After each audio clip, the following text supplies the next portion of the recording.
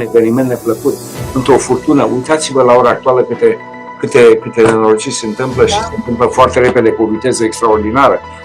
Case de copertate, acoperișuri de copertate, construcții, schelet și plus inundații și ploi.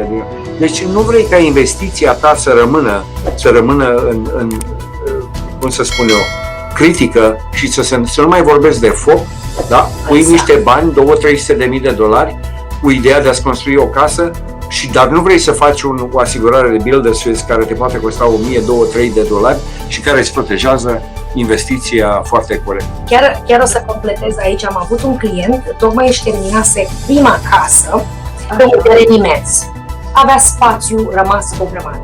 A decis să o construiască și pe a doua. Și nu înțelegea, conceptul era nou, ce e aia builder risk, dar de ce îmi trebuie mie asigurare? Deci n-am adus materialele încă, abia m-am hotărât, păi tocmai de asta urmează să aduci materialele. Între timp, dacă ia casa ta foc și ce ai început din cealaltă, sau invers, ce ai început din cealaltă ia foc și se extinde focul, îți vin vecinii în vizită, îți vine un prieten în vizită, orice se poate întâmpla în timp ce tu construiești. Bineînțeles că rolul brokerului nu este numai de a vinde asigurare să dau cel mai bun preț. Nu se oprește. E multă educație în ceea ce faceți voi.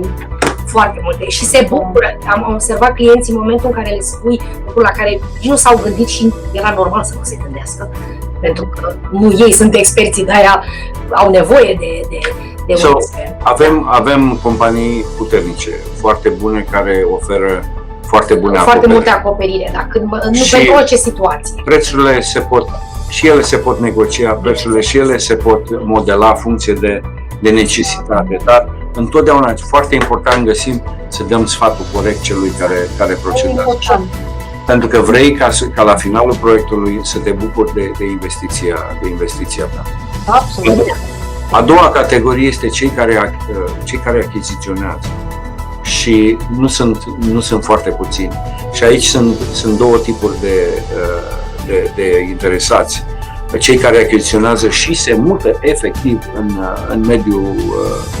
într-un mediu rural sau într-o zonă în care e pe marginea lacului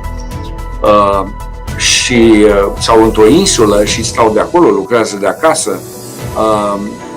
Sunt cazuri foarte multiple și a doua categorie cei care cumpără casa pentru sezon, ca să se ducă într-un weekend sau să stea o perioadă mai mult acolo și așa mai departe. Și aici apare în momentul când cumperi o casă de genul ăsta, trebuie să fii chiar extrem de atent la ce alegeri faci. De finanțare ți-ai rezolvat-o, agentul îți caută casa cea mai bună și vezi o casă care îți place, ți ia respirația pe malul lacului cu tot ce ponton, cu vapor, dar foarte puțină lume de importanță și nu cunosc caracteristicile riscului când vin și companiile de asigurare. Când cumperi o casă cu banii cash, nu ai nevoie de mortgage, nu ai nevoie de asigurare obligatorie.